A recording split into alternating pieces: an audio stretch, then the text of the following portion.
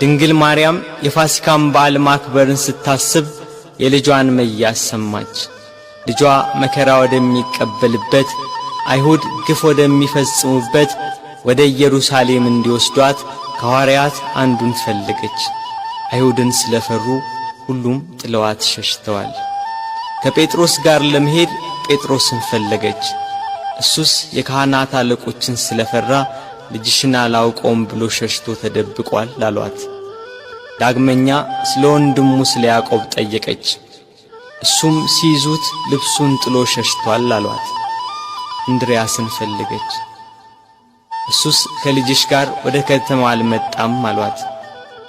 ቶማስም እንዲሁ ሸሽቷል። በርተሎሜዎስን ጠየቀች። ከሁሉ አስቀድሞ ሸሽቷል አሏት። ፊልጶስን ጠየቀች። እሱስ አንድ ጊዜም አልታየም አሏት። ማቴዎስን ጠየቀች። እሱማ ግብር ተቀባይ ስለነበር ከሁሉ ይልቅ ፈርቶ ተሸሽጓል አሏት። ሁሉንም አንድ በአንድ ጠየቀች። ከእርሱ ጋር ወደ ቀራንዮ ከሄደ ከዮሐንስ በቀር አንድም አላገኘችም። እያለቀሰችና እያነባች ወደ ቀራንዮ ገሰገሰች። ሁሉም ፈርተው ተሸሽገዋል። አንድስ እንኳን አብሮት የሚሆነው መከራውን የሚጋራው ባለመኖሩ እኒያ ጸሐፍትና የካህናት አለቆች ይግባኝ ብሎ የሚጠይቃቸው፣ ተዉ ብሎ የሚከለክላቸው፣ በቃችሁ ብሎ የሚያግዳቸው ባለመኖሩ በመድኃኔ ዓለም ላይ መከራና ስቃይ ያበዙበት።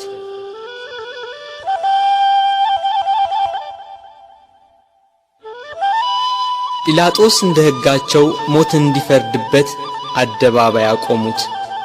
ሊቃነ መላእክት በመፍራትና በመንቀጥቀጥ ከፊቱ የሚቆሙለት እርሱን በአደባባይ አቆሙት። የጌታችን የኢየሱስ ክርስቶስ እናት እመቤታችን ቅድስት ድንግል ማርያም ከእህቷ ከቀሎጵያ ልጅ ከማርያምና ከመግደላዊት ማርያም ጋር ከመስቀሉ አጠገብ ቆማ ሆድን በሚያቃጥል አንጀትን በሚቆራርጥ በጽኑ ሐዘን ታለቅስ ታነባ ነበር። በድንግልና ስለ ጸነሰችው ስለ ተወደደ ልጇ ድንግል ማርያም ለምን አታለቅስ? 9 ወር ከ5 ቀን በማኅፀኗ ስለ ወሰነችው ልጇ ድንግል ማርያም ለምን አታለቅስ?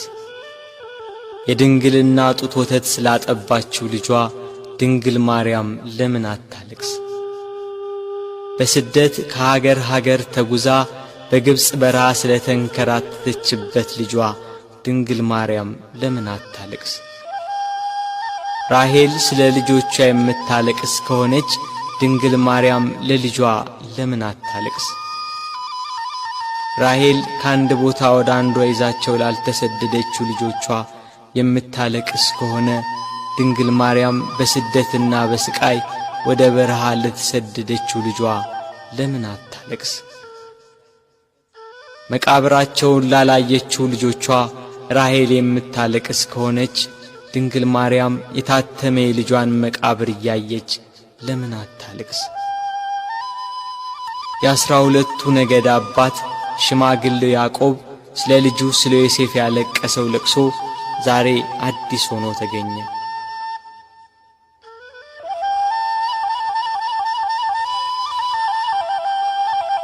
ያዕቆብ ልጁ ዮሴፍን ወንድሞቹ ሲያስሩት አላየም። ድንግል ማርያም ግን ልጇ በመስቀል ላይ ተቸንክሮ አይተዋለች። ያዕቆብ ዮሴፍን ወንድሞቹ ከጉድጓድ ሲጥሉት አላየም። ድንግል ማርያም ግን በአይሁድ አደባባይ ልጇን ተሰቅሎ አይተዋለች። ያዕቆብ ዮሴፍን ልብሱን ገፈው ሲሸጡት አላየም። ድንግል ግን ይሁዳን ለ30 ብር ሸጠው አይታለች። ያዕቆብ በልጁ ደም ሳይሆን የበግ ደም አይቶን ያለቀሰ።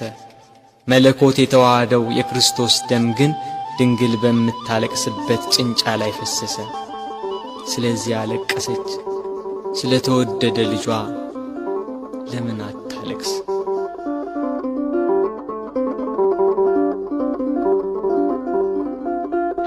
ሰባቱ የመላእክት አለቆች መጥተው አረጋጓት፣ አጽናኗት። እርሷ ግን በመስቀል ላይ ሆኖ የሚሰቃይ ልጇን እያየች ልቅሶ መተውን መጽናናትን እምቢ አለች። አባቷ ዳዊት እሳት በሆነ ፈረስ ተቀምጦ መጥቶ አጽናናት። እርሷ ግን ልቅሶ መተውን አልቻለችም።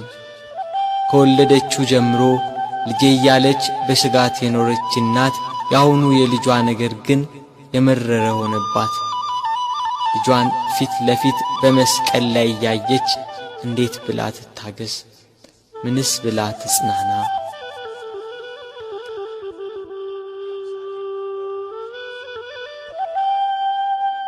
አለመጽናናቷን ያየ ልጇ ወዳጇ እነኋት እናቴን ብሎ የወደው ለነበረው ደቀ መዝሙር ለዮሐንስ አስረከባት። የደሙን መፍሰስ የጎኑን መወጋት የልጇን ሞት ባየች ጊዜ ከሐዘን ብዛት እንዳትሞት ለሚወደው ደቀ መዝሙር ለዮሐንስም ከሐዘን የምታረጋጋ የመዳን ተስፋ የሆነች እናት በመስቀሉ ስር በመገኘቱ እነኋት እናትህ ብሎ የእርሱን እናት ሰጠው። በቀራንዮ ለሚገኙ ሕማምና ሞቱን ለሚዘክሩ ሁላ በዮሐንስ አማካኝነት እናት ተሰጠች።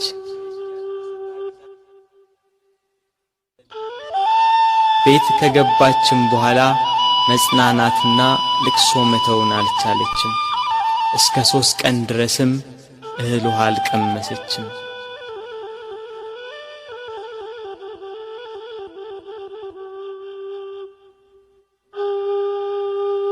ፀሐይ አናት ላይ ስትደርስ ብርሃኗን ከለከለች። በቀትር ፀሐይ በሚጠነክርበት ሰዓት ኢየሩሳሌምን ጨለማ ወረሳት። ጨረቃም አምላክን በመስቀል ላይ በማየቷ ደም ለበሰች። ከዋክብት ረገፉ። ክርስቶስ በመስቀል ሳለ ትንቢቱ ሁሉ እንደ ተፈጸመ ባየ ጊዜ ተፈጸመ አለ። ነፍሱን ከሥጋው ለየ። አምላክ በሥጋው ሞተ። በነፍሱ የሞተውን አዳምን ለማዳን ክርስቶስ በሥጋ